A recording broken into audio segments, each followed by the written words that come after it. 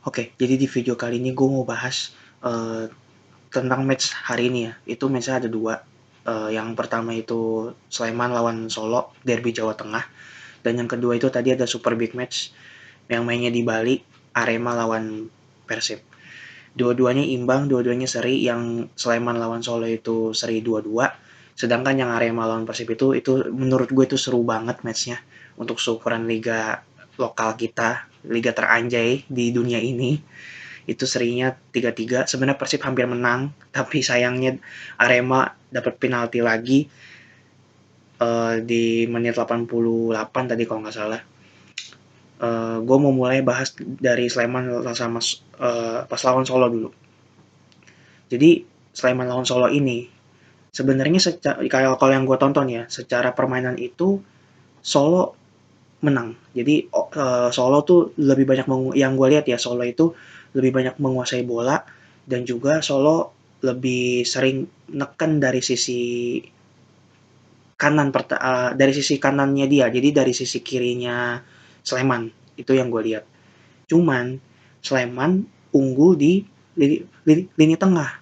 Jadi lini tengahnya Solo itu kalah sama lini tengahnya Sleman dan Sleman pun mengandalkan serangan cepat. Jadi Sleman bisa dibilang Sleman itu mengandalkan serangan balik lah dari tengah itu, dari karena mereka tahu mereka unggul di lini tengah sehingga mereka memanfaatkan kelemahan Solo di situ untuk melakukan serangan cepat gitu loh.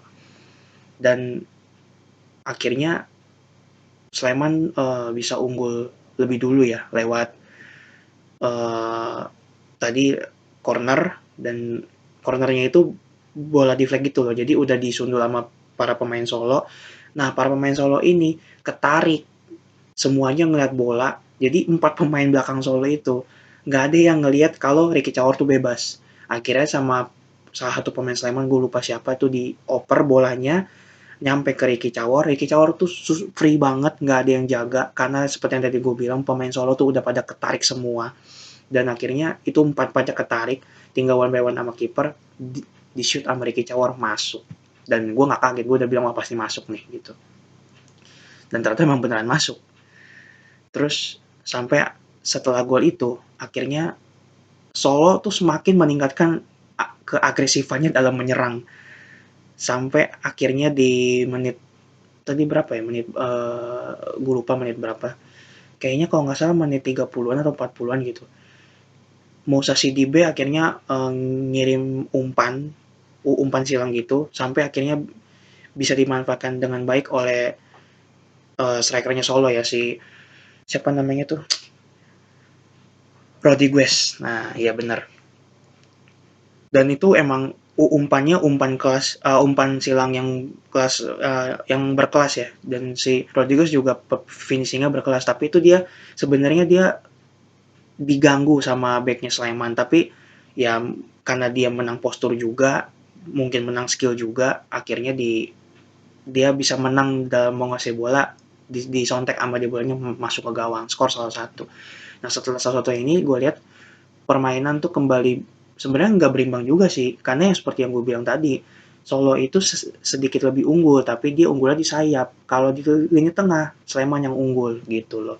Jadi balik kayak tadi pas kondisi pas masih 0-0. Nah, cuman di sini tuh yang gue lihat Sleman itu tuh lini belakangnya tuh ya Solo juga sih. Dua-duanya tuh agak rapuh. Jadi gak gak kalau lawan udah berada di lini pertahanan dia, kadang-kadang tuh para pemainnya tuh bingung. Ini jaganya di mana? Kadang-kadang suka ada yang dua pemain tuh nempel gitu loh. Dan itu yang bikin ada celah gitu.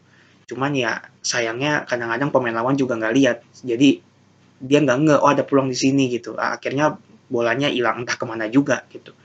Dan babak pertama itu imbang so, satu. Masuk babak kedua, Solo dapat gol. Uh, Golnya juga gol deflect. Jadi Moussa Sidibe itu dapat free kick, akan Solo dapat pelanggaran, dapat free kick. Uh, yang jadi eksekutor kan Sidibe. Sidibe ngelakuin free kicknya, kena pagar betis dari pemain Sleman. deflect, bolanya nyamperin tuh ke Eki Taufik sang kapten. Eki Taufik free. Ini kondisinya mirip kayak golnya Ricky Cawar. Posisinya pun mirip, sama sama Eki Taufik, sama Eki Taufik di shoot gol. Jadi bola nemu lah, itu bolanya tuh bola yang nyamperin pemain tuh, bukan pemain yang nyamperin bola, tapi sebaliknya bola yang nyamperin pemain. Solo unggul. Dan dari situ Sleman tuh udah mulai ningkatin keagresifannya lagi. Jadi Solo tuh udah mulai dikurung sama Sleman, dan akhirnya Sleman pun juga sama, eh, dapat gol, tapi golnya itu tuh di menit-menit akhir. Nah, golnya Sleman ini yang gue lihat tadi itu mirip kayak golnya Hansa Muyama ke gawang Thailand di final Piala AFF leg 1 tahun 2016. Jadi dia nyundul si Hamisi ya, kalau yang ini gue inget. Hamisi nyundul, bolanya itu tuh ke pojok kiri, tapi nggak ke atas banget, tapi ke pojok kiri. Jadi kiper pun si Pandenewu ini cuma diem doang, sama si yang pemain yang bantu Pandenewu jaga juga cuma pelongo doang gitu, nggak, dia mungkin juga mau loncat juga udah tahu bolanya terlalu tinggi, ya udah akhirnya gol. Nah, cuman yang jadi bahan perbincangan di sosmed adalah Sleman harusnya, yang diomongin di IG, di sosmed itu harusnya Sleman tuh katanya dapat penalti karena eh, pemain Sleman tadi siapa ya, kalau nggak salah Ricky Cawar atau siapa gitu. Oh, si Yeven Bokashvili itu katanya harusnya, kan dia kan, kalau yang gue lihat ya emang ada sentuhan sih, kayak ditarik apa, ditahan gitu kan. Dan menurut gue pribadi harusnya 65% atau 70% itu pelanggaran sih, itu harusnya penalti. Tapi ternyata wasit nggak memberikan penalti, jadi ya udah. Cuman kalau menurut gue 70% itu harusnya penalti sih. Jadi dalam hal ini keputusan wasit, gue juga mempertanyakan. Sentuhannya memang enggak yang ditarik banget, tapi ada, dan itu kalau dibilang minim ya enggak juga, karena sampai bener-bener nyentuh plak gitu. Jadi harusnya emang Sleman dapat penalti, entah masuk atau enggak, tapi kan harusnya kan dapat penalti dulu gitu loh. Kalau fans-fans yang lain kan udah pada bilang udah penalti pasti masuk, ya enggak juga kan, kita nggak tahu. Tapi kan seenggaknya kan penalti dulu aja gitu loh, itu menurut gua juga ya. Akhirnya skor seri dengan hasil 2-2, hasil yang cukup imbang kalau menurut gua, karena sebenarnya permainan juga berimbang.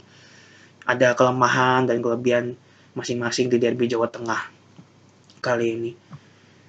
Cuman ya itu tadi, wasit di match hari ini dan di match Persib juga, itu tadi gue lihat di sosmed itu banyak banget keputusan-keputusan dia yang dipertanyakan gitu loh. Dan gue sendiri pun juga mempertanyakan, termasuk di match Persib ini. Nah, sekarang gue masuk ke Arema lawan Persib ya. Arema lawan Persib ini sebenarnya Persib itu lebih unggul secara permainan. Bahkan dari segi peluang, dari segi bola mati, operan-operannya, terus juga shot on target, shot off target. Yang gue lihat tuh Persib itu unggul dari segala sisi di match ini daripada Arema. Tapi ternyata skornya berkata lain. Skornya seri 3-3. Bahkan Arema tuh nyekor duluan. Arema itu udah nyekor di 5 menit pertama. Itu dari umpan tarik yang pemainnya Arema itu ditahan sama Putu Gede, tapi ternyata Putu Gede agak blur di situ. Dia nggak, bukannya dibuang ke depan, tapi bolanya cuma disontek dikit. Akhirnya dimanfaatin lah sama si siapa tuh, sama siapa? Gue lupa tuh, yang pemain Arema, striker baru Arema yang ya, dan dia menjadi pemain pertama saat ini di liga musim ini yang berhasil mencetak hat trick. Selamat BTW. Si siapa ya namanya, gue lupa tuh. Nah, terus setelah itu Persib semakin apa ya, udah emang menguasai bola, nyerangnya pun semakin gila gitu loh. Jadi makin dicecer dah tuh lini pertahanannya Arema. Cuman di babak pertama ini Persib itu kebanyakan nyerang dari sisi kiri, dari sisinya Edo, atau dari sisi pertahanan kanannya, sebelah kanannya Arema. Harusnya kan Persib bisa ngebagi tuh antara lini kiri dan lini kanan. Ini malah 70% yang gue lihat tuh nyerangnya dari sisi kiri mulu. Jadi Edo terus, Putu Gedenya hampir ngopi gitu di babak yang pertama ini. Cuman dua golnya Persib itu mirip-mirip ya. Yang pertama kan golnya Ciro, terus yang kedua itu golnya David. Jadi dan dua-duanya itu hasil kerja kerasnya Beckham yang assist di situ. Dan prosesnya pun hampir sama. Jadi Ciro sama David ngegocek, dia bawa ke sisi tengah tapi agak ke kiri kalau dari sisi pertahanannya Arema, terus dia shoot.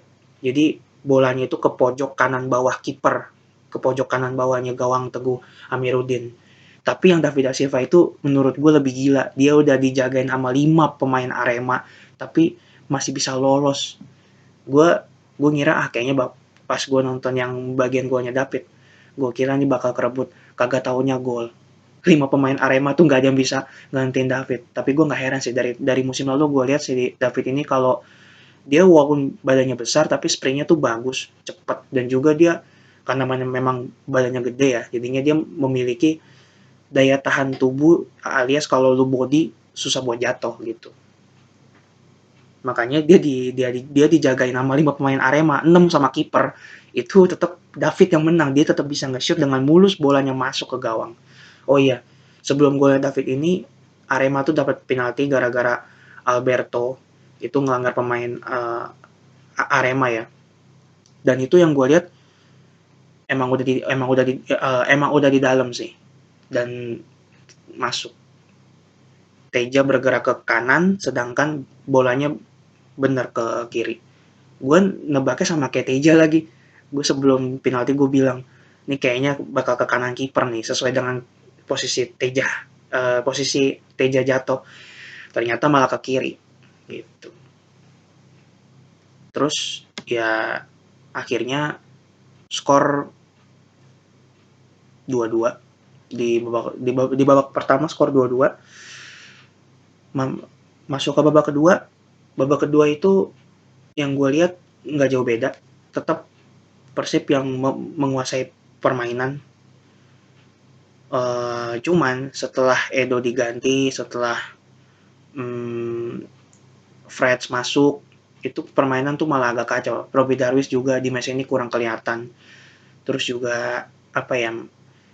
Oh ya, setelah Mark Locke diganti juga itu permainan jadi malah menurun gitu loh. Dan akhirnya Arema yang berhasil menguasai permainan terutama sejak menit ke 70-an, itu sekitar menit 75 lah. Cuman di match ini Persib itu apa ya? Dari segi kalau kita seperti yang tadi gue bilang, kalau dari segi permainan tuh oke, menang, tapi kan tetap hasil akhir yang berbicara bukan ball position, bukan shot on target, bukan shot off target, tapi apa? Skornya faktanya seri 3-3. Kelemahan Persib ini apa? Sama kayak di match lawan Madura ya yang gue lihat. Nggak bisa manfaatin setiap peluang sekecil apapun. Bola mati banyak loh, free kick, corner itu banyak, cuman hampir nggak bisa dimanfaatin semua gitu. Cuman yang gol ketiganya Persib itu bagus ya, itu dari itu kalau gue bilang serangan balik ya dari Mark Klok operan diantara atau umpan diantara ke Ciro udah one by one sama kiper, back Arema udah pada ketinggalan, di shoot sama Ciro masuk. Dan itu juga sama, itu pojok kanan bawah. Jadi gue tiga-tiganya gue Persib di match lawan Arema ini itu pojok kanan bawah dari sisi Teguh Amiruddin. Ngarahnya ke pojok kanan bawahnya kiper gitu kalau dari pandangan kiper ya gitu. Kalau dari pandangan pemain ya pojok kiri bawah gitu. Cuman setelah itu Arema kan mencoba bangkit ya, masukin pemain banyak yang berkarakter menyerang, dan itu sebenarnya cukup efektif sih, karena apalagi setelah yang pemain-pemain Persib itu ditarik-tarikin kayak Mark Locke contohnya, itu kan permainan Persib justru menurun. Ya udah, Aremanya makin meningkat, Persib menurun, dan sebuah blunder dari tadi kalau nggak salah si Daisuke Sato nyundul, niatnya mau balikin ke Teja biar ditangkap sama Teja mungkin buat ulur waktu juga. Cuman bolanya kepelanan, direbut sama strikernya Arema, dan Teja juga dalam posisi yang sulit. Dia serba salah kalau nggak maju peluang jaraknya jadi jauh, jadi si striker Arema ini bisa nembak, tapi kalau dia maju ya berpotensi pelanggaran, dan dia ambil pilihan maju dan ternyata benar pelanggaran. Cuman buat gue nih pelanggarannya, sentuhannya menurut gue ya, ini agak minim sih. Cuman ya wasit udah bilang pelanggaran dan akhirnya penalti, dan itu bolanya ke pojok kiri bawah. Kan kalau golnya Persib kan tiga-tiganya kan pojok kanan bawah kiper. Kalau yang ini golnya itu ke pojok kiri bawah, sama. Jadi diambil oleh pemain yang sama dan juga arahnya pun sama. Teja itu udah bisa nebak, tapi memang bolanya pojok banget. Itu pojok banget bolanya. Itu mau kipernya Neuer sekalipun itu nggak bisa, mau Buffon sekalipun tuh nggak bisa, mau De Gea sekalipun, karena bolanya saking pojoknya itu kalau digeser dikit lagi auto atau tiang luar, karena pojok banget dan masuk memang. Soalnya Teja juga lebih nunggu kan di match ini, jadi dia nggak langsung nebak gitu, dia belajar dari pengalaman sebelumnya, tapi ternyata karena dia nunggu jadi telat dikit doang, padahal sepersekian detik gitu. Nah, cuman yang lucu di menit-menit akhir, Dedi udah one by one sama kiper, lolos dari offside, gagal manfaatin peluang buat Arema. Itu kalau masuk kan Arema menang tuh 4-3. Padahal gue udah pas nonton, Arema pasti menang nih gara-gara penalti. Ternyata out. Gue sampai ketawa, jujur aja gue sampai ketawa. Itu pas di replay bagian belakang gawang, sekitar 1 meter bolanya. Padahal Teja juga udah ketipu gitu loh. Ternyata malah nggak masuk bolanya, itu sayang banget sih. Sungguh sayang banget sekali itu. Itu gue yakin Dedik sih harusnya nggak kagak bakal bisa tidur sih malam ini, karena kepikiran terus, karena kan dia pasti mikir kalau misalnya tadi peluang gue masuk pasti menang gitu loh. Cuman ya memang definisi bukan rezeki ya gitu. Akhirnya nggak lama match selesai, nggak ada peluang-peluang yang berbahaya lagi.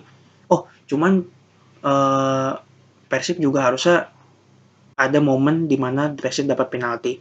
Gue lupa siapa yang dilanggar. Cuman setahu gue kaki dari si pemain Persib ini tuh entah nyangkut, entah emang di sliding. Cuman harusnya menurut gue itu sekitar 60% itu penalti. Cuman ya balik lagi, emang dua wasit yang mimpin mau Sleman Solo atau yang Arema lawan Persib ini, dua-duanya ini gimana ya, gue nggak bilang wasit kontroversial, tapi ada beberapa keputusan mereka yang menurut gue kacau gitu. Harusnya pelanggaran, harusnya enggak, malah pelanggaran gitu loh. Itu menurut gue ya. Dan ya, untuk hari ini atau match yang buat hari Jumat itu dua-duanya seri. Sleman Solo 2-2, Arema Persib 3-3, saling berbagi poin. Cuman sekali lagi gue bilang, perjalanan masih panjang banget. Ini baru pekan kedua dan ini baru 2 match pertama. Masih panjang banget perjalanan. Belum apalagi liga musim ini kan pakainya kalau yang nanti juara satu, yang posisi 1 sampai 4 itu masih akan diadu lagi di semifinal dan final. Jadi ini masih bakal panjang banget. Apa ya? Terutama tadi pendukung Persib gue lihat banyak banget yang kecewa. Ya kalian sabar aja, ini coba deh kalian perhatiin, Persib itu kalau awal musim itu jarang banget bagus. Pasti kebanyakan kalah seri. Ntar begitu di pertengahan musim baru tuh naik gitu. Cuman biasanya ya ntar begitu akhir musim turun lagi gitu loh. Jadi makanya kan kagak pernah juara kan gitu. Ya udahlah, segitu aja analisa sotoy gue untuk 2 match itu. Nanti buat yang match hari Sabtu itu kan Persebaya Barito, Borneo Bali, Persita PSIS ya kalau nggak salah, sama satu lagi gue lupa. Cuman ya kita tahu sendiri rating mana yang bagus buat ditayangin di TV. Gue nggak akan sebut klubnya. Cuman ya gue rasa kalian juga udah bisa menilai. Ya udah, segitu dulu aja. Bye.